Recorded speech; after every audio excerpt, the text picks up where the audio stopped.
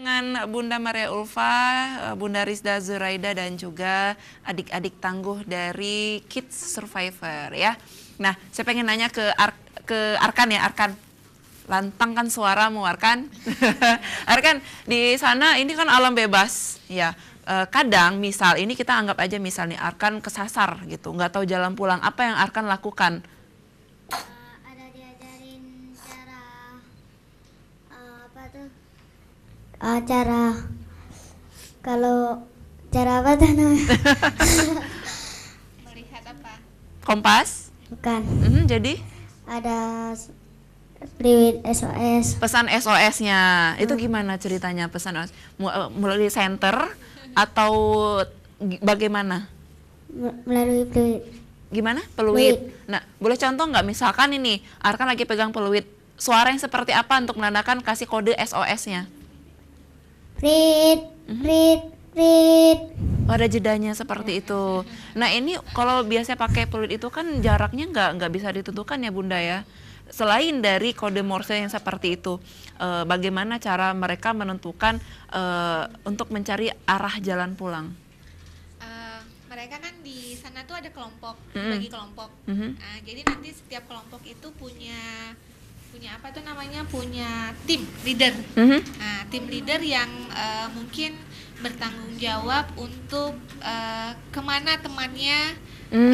Jadi masih seperti masih kebersamaan seperti itu. Jadi ketika mereka mau buang air misalnya, malam hari mau buang air, nah dalam satu kelompok itu harus ngasih tahu tim leader untuk bahwa posisi dia ada di mana dan harus ditemani oleh teman yang lainnya. Baik, itu. boleh lah Bunda. Kita sekarang berbicara masalah biaya nih. Oh, iya. Kadang ada juga orang tua lagi nonton ACTV, udah ngeliat tadi videonya, udah mendengarkan pengalaman dari orang tua siswa, dari Bunda juga, dari adik-adik juga, bagaimana. Kadang mereka tertarik, tapi mereka juga harus tahu sedalam apa mereka harus mengocek kantong pribadi, seperti apa Bunda biayanya. Iya kan, kalau namanya juga sekolah alam ya, kita nggak punya gedung. Jadi kalau tadi ditanya sekolahnya di mana, gedungnya, base campnya di mana, nah, rencana memang kami akan membuat base camp buat mereka. Tapi untuk gedung belajar mereka kita nggak punya gedung khusus bangunan seperti yang sekolah alam bahwa ada alamat. Jadi sekolah alam kita ya ada di alam raya ini. Jadi kita nggak bayar uang gedung, tidak ada uang masuk. Karena kita masuknya ya izinnya sama yang punya alam. Dalam arti kita harus juga menyerahkan hidup kita sama Allah, minta izin gitu sama orang tua dan sama lingkungan setempat. Dan kita juga kerjasama dengan lembaga pemerintahan seperti BKSDA, sehingga yang terkait dengan lingkungan, sehingga kita dibantu untuk difasilitasi. Karena kita nggak bayar uang gedung, nggak bayar uang masuk gitu ya. Paling kita fasilitasi transport sama makan, sama uang saku mentornya, seperti itu. Mentor-mentor yang juga banyak di kita itu adalah mentor-mentor yang sifatnya terima kasih ya untuk mentor-mentor sifatnya sukarela ya, rela dan tidak melawan untuk gak dibayar ya. Dalam artian bukan tidak dibayar sama sekali, tapi mereka hanya kita terima kasih aja lah ke mereka seperti itu. Jadi sistemnya berapa kebutuhan yang habis dari tadi ya untuk transport dari Banda Aceh ke sana, uang makan mereka, dan kebutuhan-kebutuhan mereka selama di sana secara administrasi, lalu dibagi dengan jumlah siswa. Jadi sistemnya kayak patungan ya. Iya, betul, betul. Jadi patungan. Jadi kita sampaikan ke orang tua. Itu tadi karena kita basicnya adalah home education, orang tua juga terlibat menjadi mentor, makanya pembiayaannya juga dibagi-bagi seperti itu, bukan orientasinya ke bisnis gitu.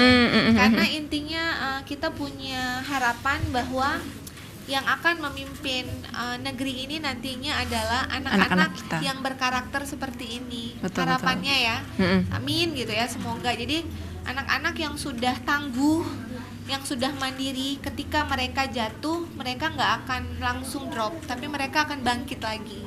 Seperti alam ya, seperti alam. Alam itu kan tangguh ya, alam itu tangguh.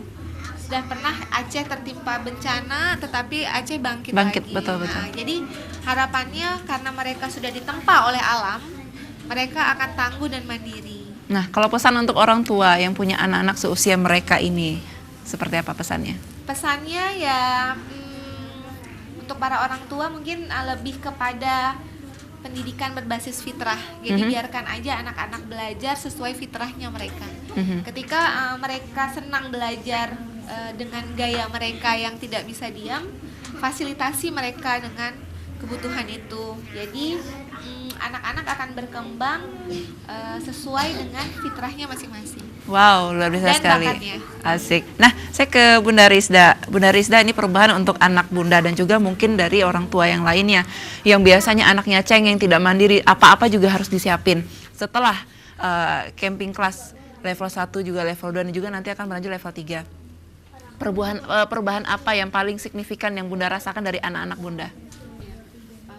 Dari level 1 ke level 2 yang memang awalnya itu masih kayak traveling biasa, masih difasilitasi untuk keadaan tempat campingnya dan segala macam, itu dari sana aja mereka ternyata udah punya pengalaman yang baru dan punya punya keterampilan yang baru. Oh, ternyata ada manajemen perjalanan yang ketika kita akan berpergian seperti itu.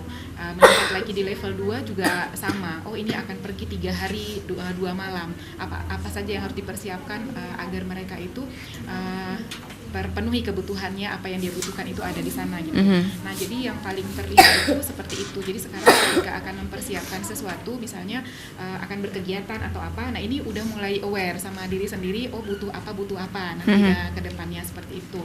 Nah, terus juga lebih kebersamaan itu tadi ya, berasa lebih terbangun. Misalnya kayak kakaknya Hanif yang nggak sekolah kayak gitu, sekarang juga udah mulai berasa terlihat solidaritasnya segala macam, bisa cepat empati seperti itu. Misalnya kayak melihat kucing sekarang itu kok nggak tega misalnya, walaupun itu mungkin kucing liar gitu ya, tapi rasa empatinya sama hewan, sama binatang itu juga udah mulai terbangun kayak gitu. Nah, terus juga kalau kayak Hanif karena tadinya jujur aja belum pernah, sebelum ikut Kids Survivor belum pernah dapat tugas di rumah untuk masak nasi gitu ya. Nah, tapi setelah ikut Kids Survivor sekarang udah ternyata kok kita kelupaan ya untuk memberikan tugas ini juga ke dia, padahal harusnya di usia ini udah bisa kayak gitu. Nah, jadi setelah ikut Kids Survivor ini udah pintar gitu, jadi udah dikasih jadwal juga dia buat dapat tugas masak nasi di rumah. Udah dapat tugas ya Hanif ya. Oke, saya ke Sinyo deh. Boleh Katia boleh pinjamkan mic-nya ke Sinyo. Sinyo, ini sudah di penghujung acara. Ada pesan khusus nggak untuk teman-teman Sinyo yang lagi nonton? Ya, ternyata camping kelasnya seru loh. Nih gimana nih? Ada pesan nggak? Boleh ajak-ajak temennya.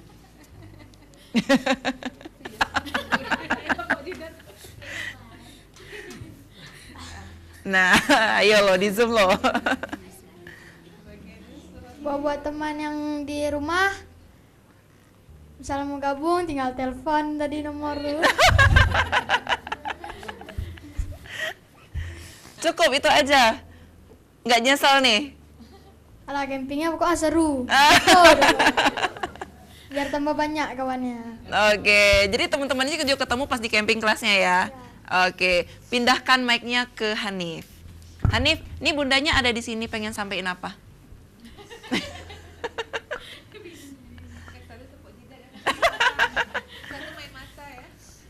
Ayo lo, kan jarang-jarang bilang bunda, Hanif sayang gitu, jarang-jarang ya. Kecuali lebaran aja beri kasih uang gitu. Ayo dong. Itu bundanya pelototin tuh, ayo lo, nggak dikasih uang jajan katanya. Singkat saja, 1 kalimat untuk bunda.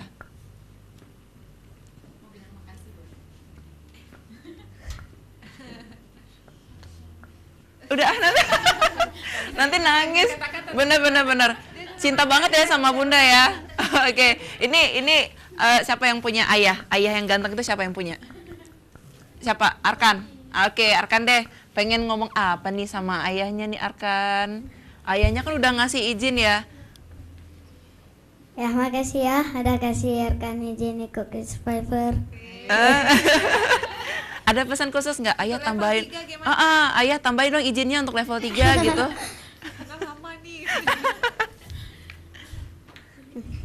Ayo loh. Ya pada bingung tadi dijawab mau nanyain apa, semuanya boleh, silahkan ya. Oke, makasih Arkan ya. Boleh mic-nya? Saya ke Haifa.